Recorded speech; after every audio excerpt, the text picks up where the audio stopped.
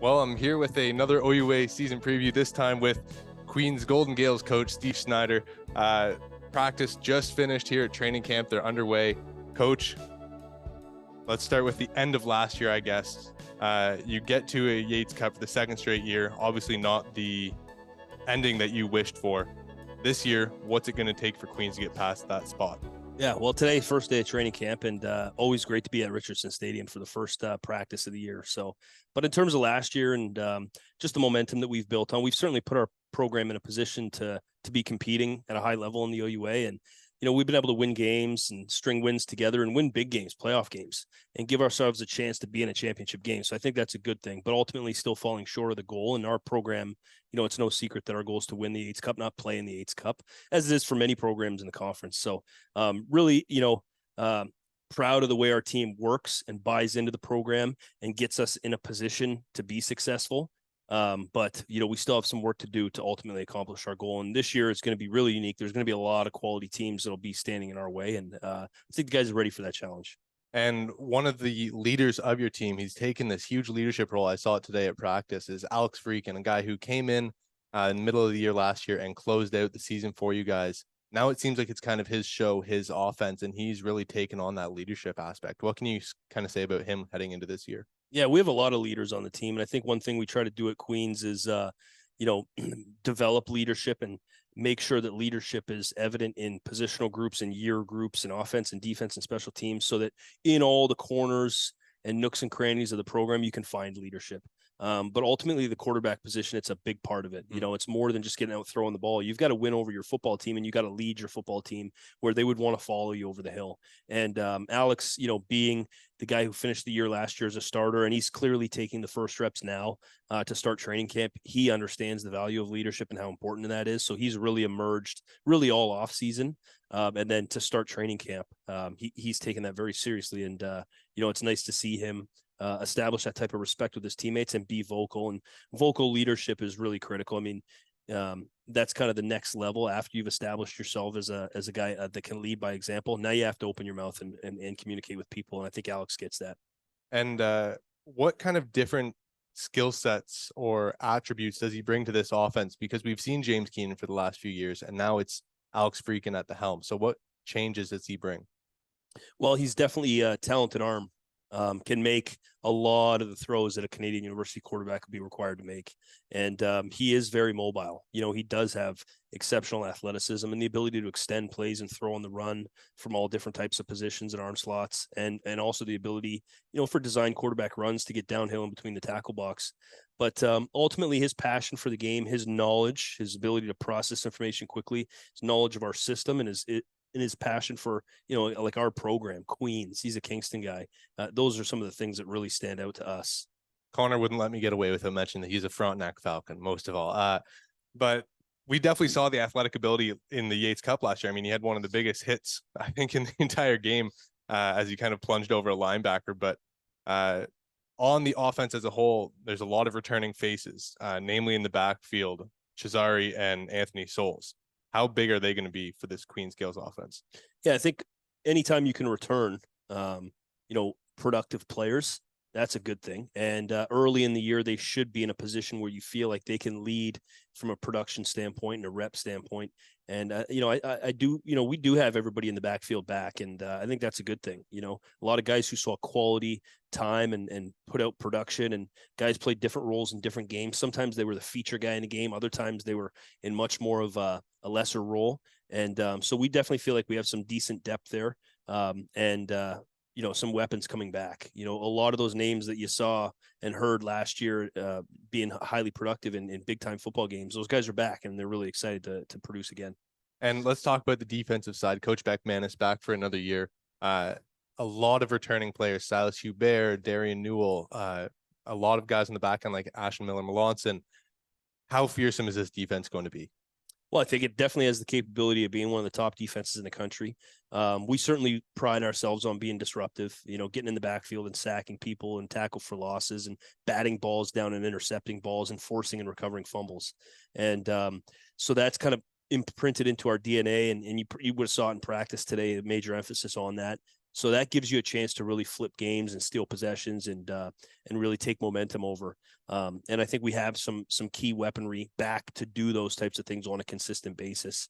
And it's certainly going to start with the line of scrimmage. There's no doubt about that. We've got to kind of secure the interior tackle spot and then play the edges really sound. And I do, think that we have some really solid personnel in all the units on defense, all the positional groups on defense that can give ourselves a chance to be a pretty dynamic unit. But, we got a great coaching staff there. Coach Beckmanis is obviously one of the best defense coordinators in the country. We certainly believe that, and we believe in him strongly to lead our defensive side of the ball. And, it's defense is really about everybody getting on the same page and communicating really well and just being like relentless with the effort.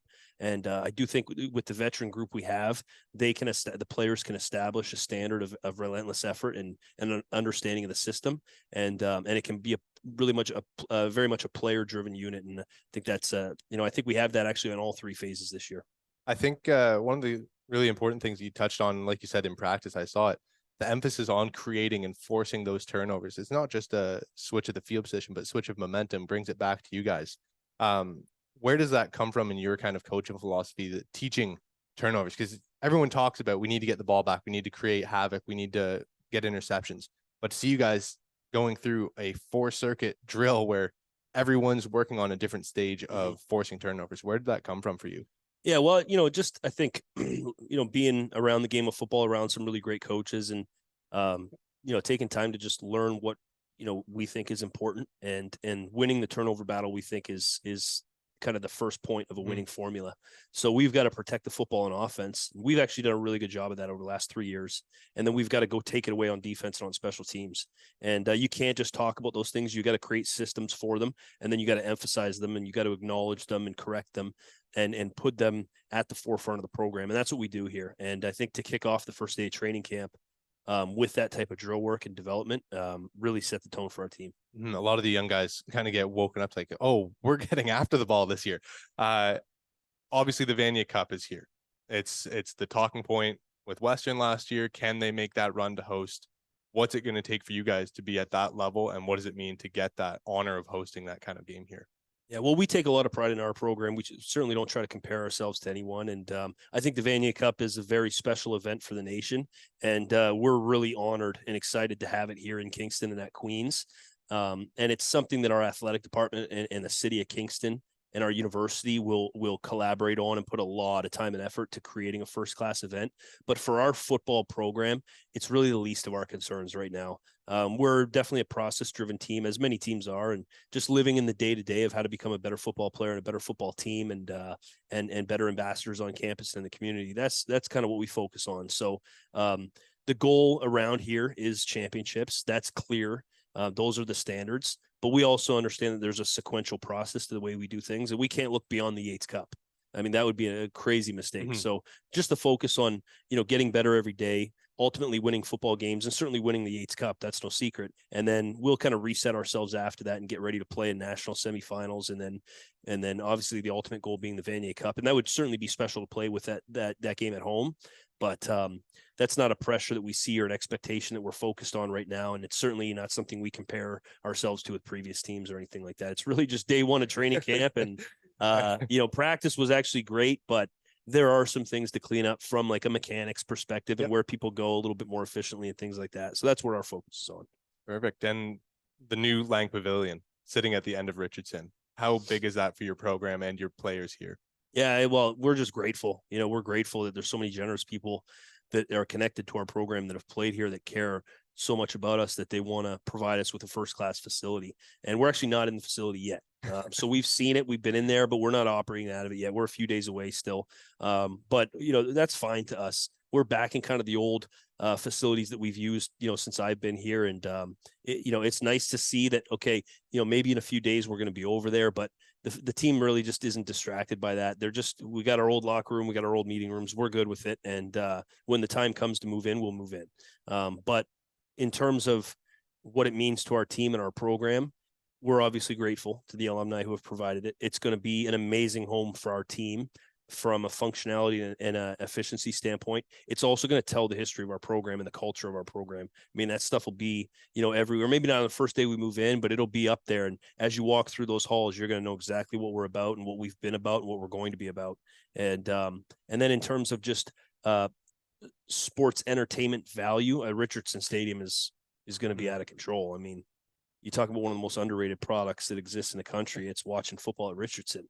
And I think people are going to wake up to that and see that this is an amazing venue to be at.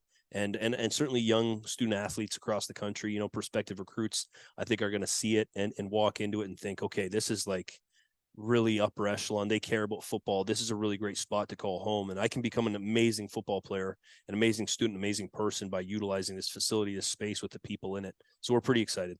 Awesome. And last year you added another wrinkle to the uniform, so I can't not ask about it.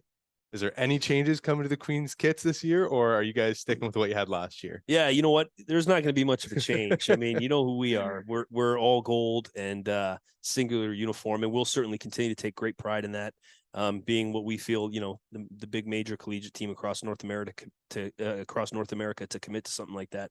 So as we've said, we've embraced the shoulder stripes and the traditional stripes and the numbers on the buckets. We'll continue to do that. That's our look, and just change up some of the features like we talked about. And we got some different wrinkles for the features and things like that. Nothing crazy, pretty subtle to the average viewer, but to the people that watch closely to what, the Queen's uniform looks like, we've definitely got some themes with what we're going to do planned out for the season to switch it up and let the guys enjoy it a little bit.